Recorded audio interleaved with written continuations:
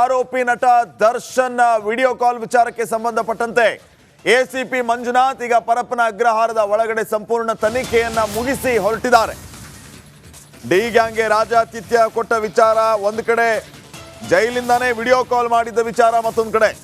So ಎಲ್ಲ ವಿಚಾರಗಳಿಗೆ ಸಂಬಂಧಪಟ್ಟಂತೆ ತನಿಖೆಯನ್ನ ಮುಗಿಸಿ ಎಸಿಪಿ ಮಂಜುನಾಥ್ ಈಗ ಪರಪ್ಪನ ಅಗ್ರಹಾರದಿಂದ ಹೊರಟಿದ್ದಾರೆ. ಮಂಜುನಾಥ್ ಅವರ ಪ್ರಶ್ನೆ ಕೇಳುತ್ತಲೇ ದರ್ಶನ್ ಕಣ್ಣೀರಿಟ್ರ. ವಿಡಿಯೋ ಕಾಲಲ್ಲಿ ಮಾತಾಡಿದ್ದು ನಿಜ ಅಂತ ದರ್ಶನ್ ಒಪ್ಕೊಂಡಿದ್ದಾರಂತೆ. ಫೋಟೋ ತೆಗೆದಿದ್ದು ಯಾರು ಅಂತ ಗೊತ್ತಿಲ್ಲ ಅಂತ ದರ್ಶನ್ ಹೇಳಿದಾರಂತೆ. ಎಲ್ಲ ಪ್ರಶ್ನೆಗೂ ದರ್ಶನ್ ಉತ್ತರ ಕೊಟ್ಟಿದ್ದಾರೆ, ಆದರೆ ಫೋಟೋ ಬಗ್ಗೆ ಮಾತ್ರ ಸೈಲೆಂಟ್ ಆಗಿದ್ದಾರೆ. 50ಕ್ಕೂ ಹೆಚ್ಚು ಪ್ರಶ್ನೆಗಳನ್ನ ಪೊಲೀಸರು ಕೇಳಿದಾರಂತೆ ಆರೋಪಿ ದರ್ಶನ್ಗೆ. ಎಲ್ಲ ಪ್ರಶ್ನೆಗಳಿಗೂ ನೋವಿನಿಂದಲೇ ದರ್ಶನ್ ಉತ್ತರವನ್ನ ಕೊಟ್ಟಿರೋದು ಒಂದು ಕಡೆ, ಆದರೆ ಮತ್ತೊಂದು ಕಡೆ ಬಳ್ಳಾರಿ ಜೈಲಿಗೆ ಶಿಫ್ಟ್ ಆಗೋ ಟೆನ್ಷನ್ ದರ್ಶನ್ ಅನ್ನ ಕಾಡ್ತಾ ಇದೆಯಂತೆ.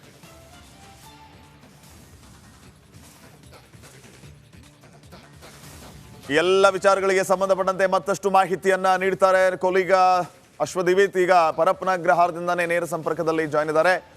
ದಿವಿತ್, ಗಮನಿಸ್ತಾ ಇದ್ದೀವಿ ಈಗ ಸದ್ಯಕ್ಕೆ ಈ ಒಂದು ವಿಚಾರ ಅಂದ್ರೆ ರಾಜಾತಿಥ್ಯ ಕೊಟ್ಟಂತಹ ವಿಚಾರ ಯಾವ ರೀತಿಯ ದೊಡ್ಡ ಟರ್ನ್ ಅನ್ನ ತೆಗೆದುಕೊಂಡಿದೆ, ಎಲ್ಲಿವರೆಗೂ ಅಂತಂದ್ರೆ ದರ್ಶನ್ನ ಇವತ್ತು ಬಳ್ಳಾರಿ ಜೈಲಿಗೆ ಶಿಫ್ಟ್ ಮಾಡ್ತಾರೆ ಅನ್ನೋಷ್ಟರ ಮಟ್ಟಿಗೆ. ಈಗ ಮುಖ್ಯವಾಗಿ ಎಸಿಪಿ ಮಂಜುನಾಥ್ ತನಿಖೆಯನ್ನು ನಡೆಸಿ ಆಚೆ ಬಂದಿರೋದು, ಏನಾದ್ರೂ ಬೆಳವಣಿಗೆ ಟ್ವಿಸ್ಟ್ ಸಿಕ್ಕಿದೆಯಾ ಹೇಗೆ?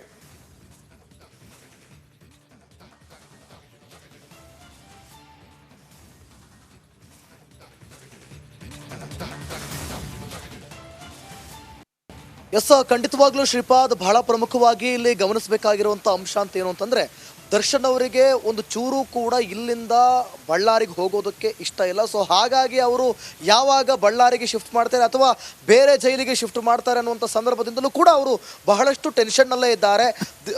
ಹಗಲೆಲ್ಲವೂ ಕೂಡ ಅದ್ರ ಬಗ್ಗೆನೇ ಯೋಚನೆ ಮಾಡ್ತಿದ್ದಾರೆ.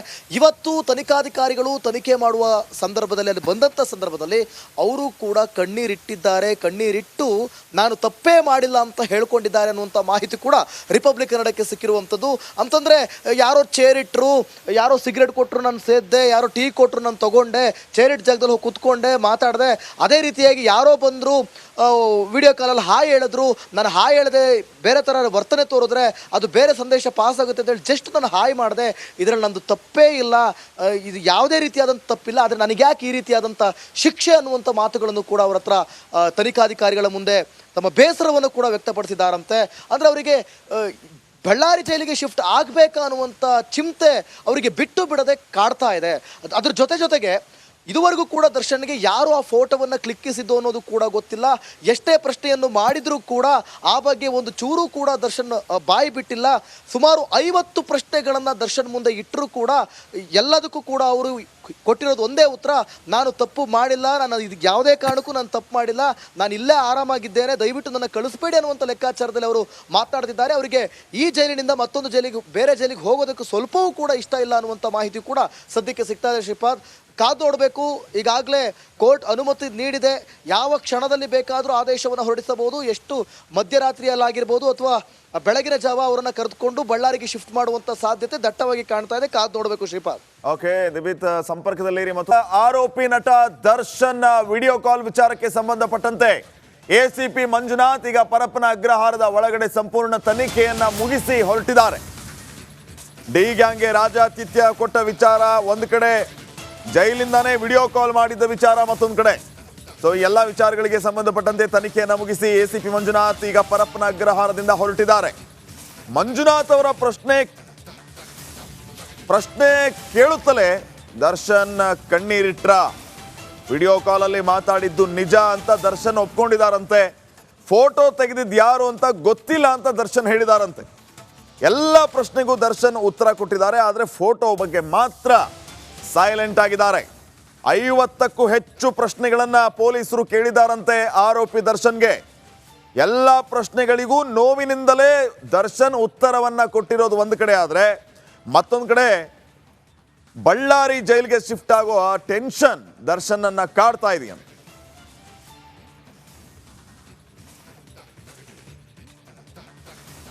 ಎಲ್ಲ ವಿಚಾರಗಳಿಗೆ ಸಂಬಂಧಪಟ್ಟಂತೆ ಮತ್ತಷ್ಟು ಮಾಹಿತಿಯನ್ನ ನೀಡ್ತಾರೆ ಕೊಲೀಗ ಅಶ್ವದಿವಿತ್. ಈಗ ಪರಪ್ಪನ ಅಗ್ರಹಾರದಿಂದಾನೇ ನೇರ ಸಂಪರ್ಕದಲ್ಲಿ ಜಾಯ್ನ್ ಇದ್ದಾರೆ.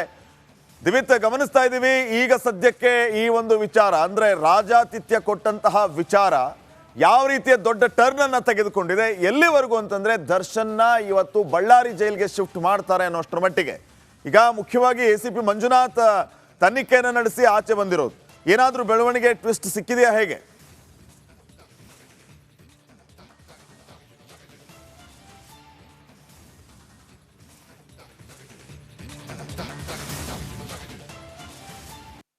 ಎಸ್ ಖಂಡಿತವಾಗ್ಲೂ ಶ್ರೀಪಾದ್, ಬಹಳ ಪ್ರಮುಖವಾಗಿ ಇಲ್ಲಿ ಗಮನಿಸಬೇಕಾಗಿರುವಂಥ ಅಂಶ ಅಂತ ಏನು ಅಂತಂದ್ರೆ ದರ್ಶನ್ ಅವರಿಗೆ ಒಂದು ಚೂರು ಕೂಡ ಇಲ್ಲಿಂದ ಬಳ್ಳಾರಿಗೆ ಹೋಗೋದಕ್ಕೆ ಇಷ್ಟ ಇಲ್ಲ. ಸೊ ಹಾಗಾಗಿ ಅವರು ಯಾವಾಗ ಬಳ್ಳಾರಿಗೆ ಶಿಫ್ಟ್ ಮಾಡ್ತಾರೆ ಅಥವಾ ಬೇರೆ ಜೈಲಿಗೆ ಶಿಫ್ಟ್ ಮಾಡ್ತಾರೆ ಅನ್ನುವಂಥ ಸಂದರ್ಭದಿಂದಲೂ ಕೂಡ ಅವರು ಬಹಳಷ್ಟು ಟೆನ್ಷನ್ನಲ್ಲೇ ಇದ್ದಾರೆ. ಹಗಲೆಲ್ಲವೂ ಕೂಡ ಅದ್ರ ಬಗ್ಗೆನೇ ಯೋಚನೆ ಮಾಡ್ತಿದ್ದಾರೆ. ಇವತ್ತು ತನಿಖಾಧಿಕಾರಿಗಳು ತನಿಖೆ ಮಾಡುವ ಸಂದರ್ಭದಲ್ಲಿ ಅಲ್ಲಿ ಬಂದಂಥ ಸಂದರ್ಭದಲ್ಲಿ ಅವರು ಕೂಡ ಕಣ್ಣೀರಿಟ್ಟು ನಾನು ತಪ್ಪೇ ಮಾಡಿಲ್ಲ ಅಂತ ಹೇಳ್ಕೊಂಡಿದ್ದಾರೆ ಅನ್ನುವಂಥ ಮಾಹಿತಿ ಕೂಡ ರಿಪಬ್ಲಿಕ್ ಕನ್ನಡಕ್ಕೆ ಸಿಕ್ಕಿರುವಂಥದ್ದು. ಅಂತಂದ್ರೆ ಯಾರೋ ಚೇರ್ ಇಟ್ಟರು, ಯಾರೋ ಸಿಗರೇಟ್ ಕೊಟ್ಟರು ನಾನು ಸೇದ್ದೆ, ಯಾರೋ ಟೀ ಕೊಟ್ಟರು ನಾನು ತಗೊಂಡೆ, ಚೇರಿಟ್ ಜಾಗದಲ್ಲಿ ಹೋಗಿ ಕೂತ್ಕೊಂಡೆ ಮಾತಾಡಿದೆ.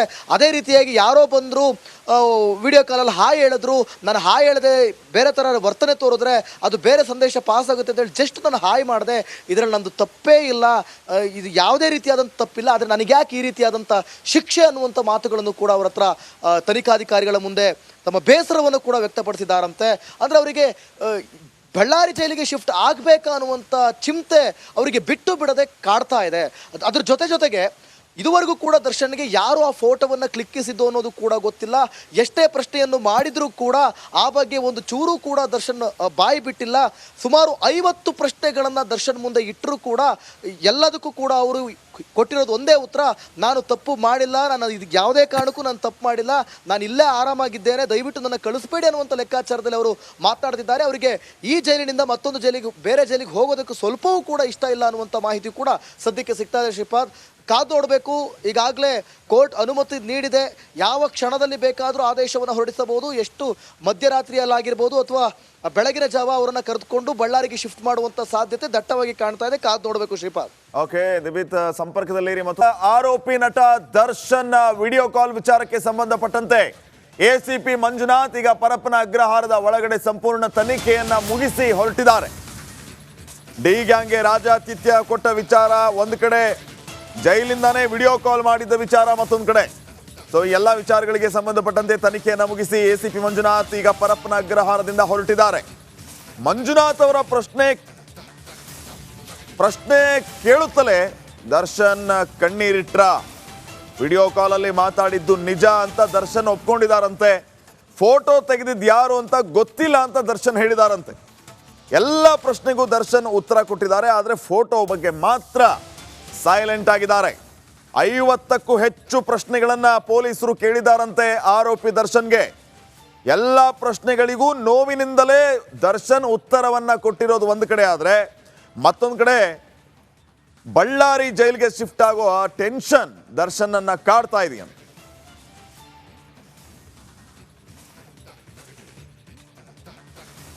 ಎಲ್ಲ ವಿಚಾರಗಳಿಗೆ ಸಂಬಂಧಪಟ್ಟಂತೆ ಮತ್ತಷ್ಟು ಮಾಹಿತಿಯನ್ನ ನೀಡ್ತಾರೆ ಕೊಲೀಗ ಅಶ್ವದಿವಿತ್. ಈಗ ಪರಪ್ಪನ ಅಗ್ರಹಾರದಿಂದಾನೇ ನೇರ ಸಂಪರ್ಕದಲ್ಲಿ ಜಾಯ್ನ್ ಇದ್ದಾರೆ.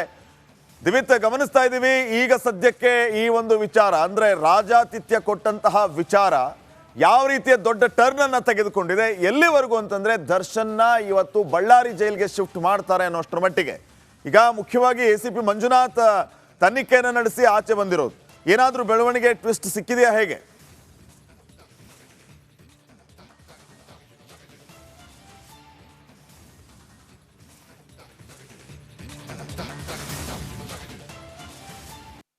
ಎಸ್ ಖಂಡಿತವಾಗ್ಲೂ ಶ್ರೀಪಾದ್, ಬಹಳ ಪ್ರಮುಖವಾಗಿ ಇಲ್ಲಿ ಗಮನಿಸಬೇಕಾಗಿರುವಂಥ ಅಂಶ ಅಂತ ಏನು ಅಂತಂದ್ರೆ ದರ್ಶನ್ ಅವರಿಗೆ ಒಂದು ಚೂರು ಕೂಡ ಇಲ್ಲಿಂದ ಬಳ್ಳಾರಿಗೆ ಹೋಗೋದಕ್ಕೆ ಇಷ್ಟ ಇಲ್ಲ. ಸೊ ಹಾಗಾಗಿ ಅವರು ಯಾವಾಗ ಬಳ್ಳಾರಿಗೆ ಶಿಫ್ಟ್ ಮಾಡ್ತಾರೆ ಅಥವಾ ಬೇರೆ ಜೈಲಿಗೆ ಶಿಫ್ಟ್ ಮಾಡ್ತಾರೆ ಅನ್ನುವಂಥ ಸಂದರ್ಭದಿಂದಲೂ ಕೂಡ ಅವರು ಬಹಳಷ್ಟು ಟೆನ್ಷನ್ನಲ್ಲೇ ಇದ್ದಾರೆ.